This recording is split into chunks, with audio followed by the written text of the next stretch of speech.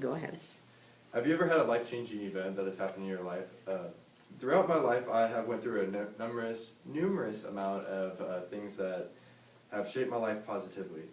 Three of these, which I would like to talk about today, is when I moved to Concordia, when my brother was born, and actually when a couple of misfortunate events happened that changed my life. First, I would like to talk about when my brother was born, and I won't go into a lot of detail because we all probably watched Hannah's speech on that.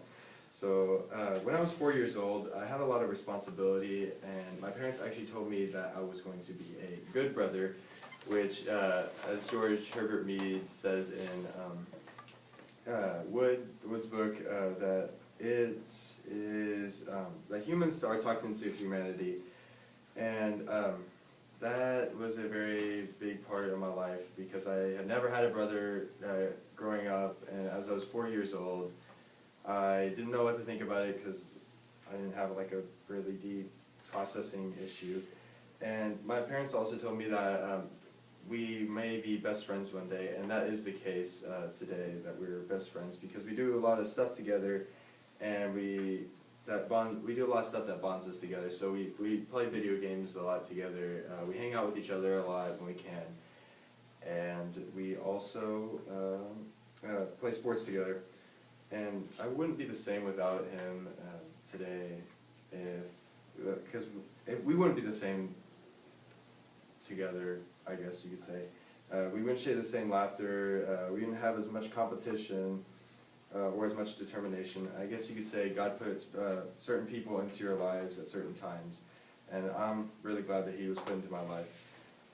My brother coming into my life was not the only event that I feel like shaped my life, but also, 5 years later, another event would happen in which would shape my life. So that was when my family decided to make the executive decision. Now, being a 9-year-old at the time, I was like, I had a lot of like interpersonal communication within myself. I was like, why are we doing this? At the time, I didn't have a lot of friends because we lived 30 minutes away, so I didn't get a lot of time with them. So I was like, maybe this would be a good experience for me because then I'll be able to get be more closer to people. And we actually moved because my grandma and grandpa are getting older, and we thought they would maybe need help throughout the rest of their life, which actually was not the case because they actually do more caring for us than we do caring for them. They do a lot of stuff such as feed us when we were younger. They took care of us when after schools when my mom and dad weren't home, and I love them for that. When we moved here, I had, like I said, interpersonal communication, as Wood describes it, running through my mind, and because I didn't know how I was going to fit in, and it was a bigger town. It's about twice the size of my old town.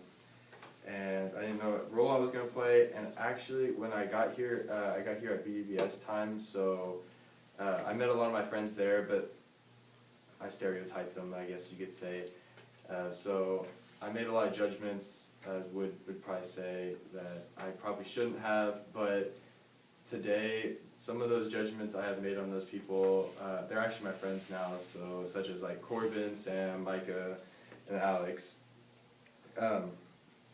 But after that roller coaster kind of portion of my life, I underwent a series of events that were negative for me, but they actually turned out, now that I look back on it, to be positive.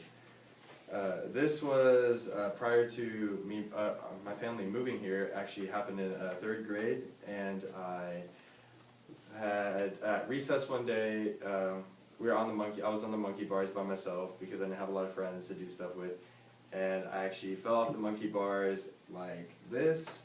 And I fractured my forearm, so your arm's straight right now, but it was straight and it had like a little slant up and out. So it was kind of gross. But as a third grader, I didn't know what to think. I was like, oh, that's just going to come back. And so I was kind of trying to push it back into place. But I was like, oh, that's not going to work. So I was kind of just sitting there, oh, yeah, it's purple. Maybe I should go talk to someone. I was like just walking back on the fence line. So, I mean, like no one thought anything because I was weird back then. But it was after recess, I was like, yo, Mrs. Blackbird, this is not right. And then she's like, yeah, that's probably not right. And so we went to the office, and then 30 minutes later, because we live far away from my school, my mom came, took me to the hospital, got it reset. And it was there that I had a lot of pseudo listening issues where I did blocked out a lot of listening, as Wood would describe it. And I also had a lot of nonverbal communications because I didn't like to be social back then, and so I did a lot of nodding and then shaking my head no, because I didn't like to talk. And I did a lot of selective listening along with that. This was actually one of the 4 times I broke my arm, so I have vivid memories of breaking my arm all four times. And there's also a lot of environmental factors that trigger certain things in my mind, as Wood would say.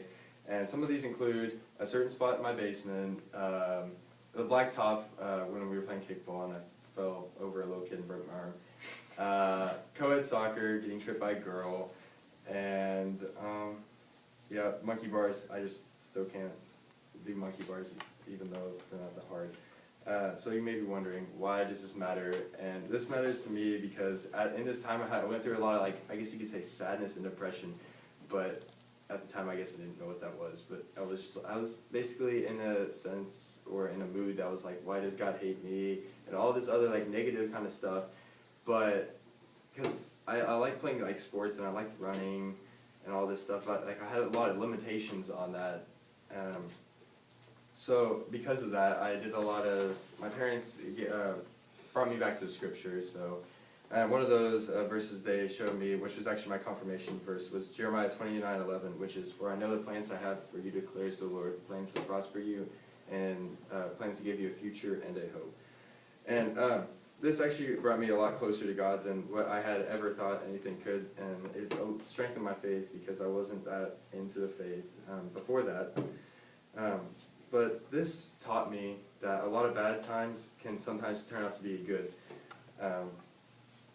which was good for that. And throughout the course of my life, I have gone through a lot of events that have shaped my life. My brother being born, my family moving to Concordia, and when I broke my arm are just a few of the events that have happened in my life. And without these events, I don't know if I'd be the weird person I am today. Okay, thank you very much. Let's give him a round of applause. Thank you.